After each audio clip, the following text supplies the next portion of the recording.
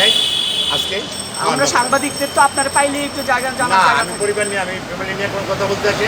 আমি আসছি এই ছবিটার বিরুদ্ধে অ্যাকশন নিতে। আপনার স্ত্রী ভালো আছে? এটা আমি বলবো না, কিন্তু আচ্ছা আচ্ছা, কয়েকদিন পরে মুসলমানদের খুব বড় উৎসব, সেটা হলো কুরবানি ঈদ। হ্যাঁ। এই ঈদে কি আপনার কুরবানি আছে? না, আমি কোরবানি দিচ্ছি না। দিচ্ছেন না আর্থিক অনটনের কারণে নাকি ইচ্ছা করে? আর্থিক সংকট আছে। আচ্ছা, এই প্রসঙ্গে আমি একটা প্রশ্ন আপনার করি। বলেন। আজকে সারা পৃথিবীব্যাপী একটি কথা খুব আলোড়ন হচ্ছে। আপনার পূর্ব বাংলা কমিউনিস্ট পার্টির একজন নেতা, ঝিনাইদহ জেলার 4 আসনের এমপি, হ্যাঁ। সে ভারতে গিয়ে তাকে হত্যা করা হয়েছে, চিকিৎসার জন্য গেছিল, এবং সেটা নিয়ে সারা পৃথিবী এখন এটা নিয়ে নাড়াচাড়া দিচ্ছে আর কি। তা এখন এই যে পূর্ব বাংলা কমিউনিস্ট পার্টির যে আনারুল আজিম, ওনার সাথে কি আপনার না, আমার সাথে কোনো সাক্ষাৎ নেই, আমার সাথে দেখাই হয় না।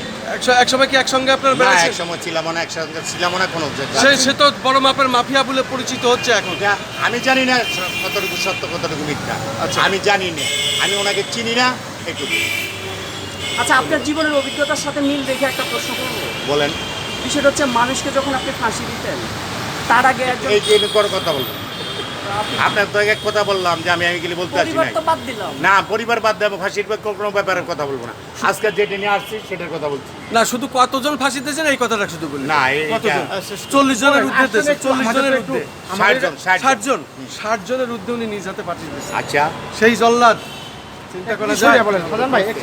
সেই শাহজাহান। ওই সাজান ভাই, একটু বিষয়টা হচ্ছে মানুষকে ফাঁসি দেওয়ার আগে তাদের ফিলিংসটা কেমন হয়? এটা বলবো না। বাইট দেন আমরা। শাহজাহান ভাই প্রায় 60 জনের ঊর্ধ্বে যিনি জল্লাদগিরি করেছেন এবং ফাঁসি দিয়েছেন, সেই শাহজাহান ভাই আজকে কিছু সাক্ষাৎ দিলেন জাতীয় প্রেস ক্লাবের সামনে, সাংবাদিকদের সামনে। সে তার কিছু অনুভূতি তুলে ধরলেন। আমি খন্দকার মাসুদুজ্জামান, জাতীয় প্রেস ক্লাবের সামনে, আমার রাজধানী অনুভূতি এটি, আমি ঢাকা, জানতে চাই। জাতীয় প্রেস ক্লাবের সামনে।